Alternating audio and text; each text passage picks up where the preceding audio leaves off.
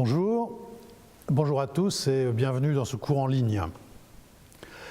C'est un journaliste qui vous parle, qui a été journaliste économique en France, mais aussi aux États-Unis ou en Afrique, qui a été dirigeant de journaux et qui a aussi été formateur et notamment s'intéresse à l'éthique du journalisme.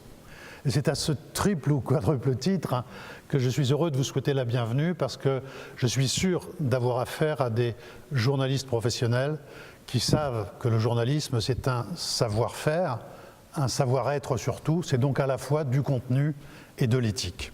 Donc ce cours va essayer de vous aider à mettre du contenu dans l'éthique professionnelle dont vous êtes sûrement aujourd'hui encore pétri. Le journalisme, pourquoi journaliste et développement? C'est pas que le journaliste soit le responsable principal du développement. Le journaliste, c'est pas un politicien, mais il aide quand même à la démocratie. C'est pas un investisseur, mais il joue son rôle dans la vie économique. C'est pas un médecin, mais il dit des choses sur la politique de la santé. Donc le journaliste, au fond, il est dans son rôle, pleinement dans son rôle, rien que dans son rôle, mais il aide à faire fonctionner la société. Il aide à faire que les gens, vous qui êtes attachés au développement de votre pays, de votre continent, il aide à faire que les gens retrouvent un peu une part d'espérance et les éléments techniques et importants pour garder cette part d'espérance. Donc on va essayer de vous aider à non pas tout savoir, parce que c'est impossible sur un sujet aussi vaste, mais à poser les bonnes questions, à trouver les bonnes sources et à obtenir les bonnes réponses pour votre public. Comment est-ce qu'on va travailler? C'est assez simple finalement, un cours en ligne, pour ceux qui n'en ont pas fait. Vous allez regarder des vidéos pendant 10 à 12 semaines, selon le temps qu'on prendra un peu. Vous allez avoir des vidéos de spécialistes qui vont vous expliquer un certain nombre de choses, pour l'essentiel des spécialistes de la Banque mondiale, mais aussi d'autres, qui vont vous expliquer, par exemple, ce que sont les objectifs du développement durable, qui vont dire ce qu'est le développement humain, qui vont dire une bonne gouvernance, la compétitivité commerciale, qui vont expliquer les partenariats publics-privés, quelquefois discutés, les questions principales qui se posent à l'agriculture, à l'énergie, au climat, l'éducation, la santé, la promotion de la femme, bref, tout ce qui fait le développement d'une société. Vous verrez aussi des débats, et peut-être même vous y participerez, des débats pour l'essentiel avec des journalistes. Tous des journalistes, soit africains, soit non-africains, mais qui tous connaissent le terrain de l'Afrique, s'y sont frottés et ont fait un certain nombre d'articles ou de reportages sur le sujet. Ils expliqueront notamment, surtout dans le tout dernier débat, entre le CESTI et le CESTI de Dakar et l'école de journalisme de Lille, ils vous expliqueront notamment les difficultés et vous donneront quelques tuyaux pour pratiquer un journalisme d'investigation, ce qui n'est pas simple encore sur le continent. Après tout cela, comment allez-vous être évalué? Parce que si vous voulez obtenir la certification qui sera triplement signée par la Banque mondiale, par l'École supérieure de journalisme de Lille et par le CESTI de Dakar, cette certification, elle a un prix, c'est celui de votre travail et celui de votre implication. Donc il vous faudra pour ça obtenir la note de 12 sur 20. Les autres devront se contenter d'une attestation. Alors cette note, comment va-t-elle être composée? D'abord, vous savez, l'informatique, c'est sérieux, mais c'est aussi un peu espion. Donc on saura si vous avez lu les cours ou si vous ne les avez pas lus. On saura quand est-ce que vous serez branché sur les forums. On saura si vous avez participé. Donc 10% de la note viendra sur le fait que vous suivez bien le cours, 10% sur votre participation dans les forums et débats, 10% encore viendront d'un quiz qu'on vous proposera chaque semaine, avec des petites questions relativement simples, mais pour s'assurer que vous avez bien lu, compris les éléments qu'on vous a mis en possession.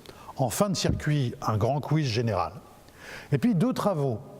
À mi-parcours, ce sera une sorte de contribution sur le blog de la Banque mondiale. Vous devrez écrire 1 à 2 feuillets de 1500 signes et ce sera corrigé sur le fond par un expert de la Banque mondiale, sur la forme par un formateur du CESTI de Dakar. Ça comptera là encore pour 10% de la note.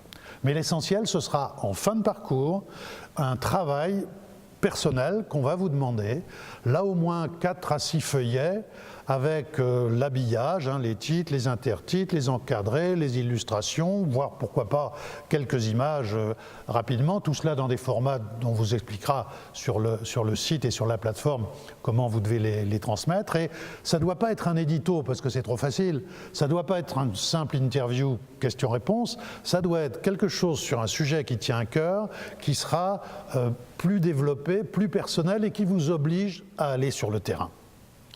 Les critères d'évaluation de ce gros travail, qui vaut 50% de votre diplôme, les critères, ce sera évidemment la qualité de la forme, la qualité du contenu par rapport au thème traité, et puis ce sera aussi l'intérêt du sujet. Le fait de savoir s'il est bien original, le fait de savoir comment vous l'avez abordé et si vous avez bien veillé à ce que ce soit un sujet qui intéresse tout le monde et qui puisse intéresser même dans un autre pays que le vôtre. Parmi donc toutes les personnes qui auront rempli tout cela, 3 seront sélectionnées pour un jury final et ils devront répondre à un certain nombre de questions supplémentaires. Il sera le lauréat final, l'invité de la Banque mondiale à Washington. On en termine, comment bien suivre ce cours? Vous avez deux grands chapitres. Le premier, c'est de suivre bien le manuel qui va être publié semaine après semaine sur la plateforme du cours. Dans ce manuel, vous aurez un résumé des cours, un résumé des débats, vous aurez une bibliographie, une webographie, vous aurez un glossaire, vous aurez une liste des abréviations et des sigles qui sont nombreux dans ce domaine. Tout ça doit vous aider à travailler. Et puis, quelques conseils quand même pour terminer. Premièrement, ne vous laissez pas déborder. Vraiment, installez ce cours dans votre agenda comme un moment sanctuarisé. On n'a pas le droit d'ouvrir la porte pendant que vous êtes en train de travailler. Bloquez-vous au moment où vous voulez, mais l'heure ou l'heure et demie n'est absolument nécessaire pour bien travailler. Ne croyez pas que vous rattraperez l'expérience montre qu'on croit. On laisse passer une semaine ou deux. Et puis on arrive en 3e semaine où il faudrait faire le travail de 3 semaines. On n'y arrive pas. Donc vraiment rigoureux. Soyez rigoureux, soyez organisés, et puis, je vous en supplie, lisez tout ce que vous pouvez sur le sujet. Pendant ces 10 semaines, vous devez être tendu vers un seul objectif, comprendre les enjeux du développement. Je sais que vous en avez envie. À très bientôt.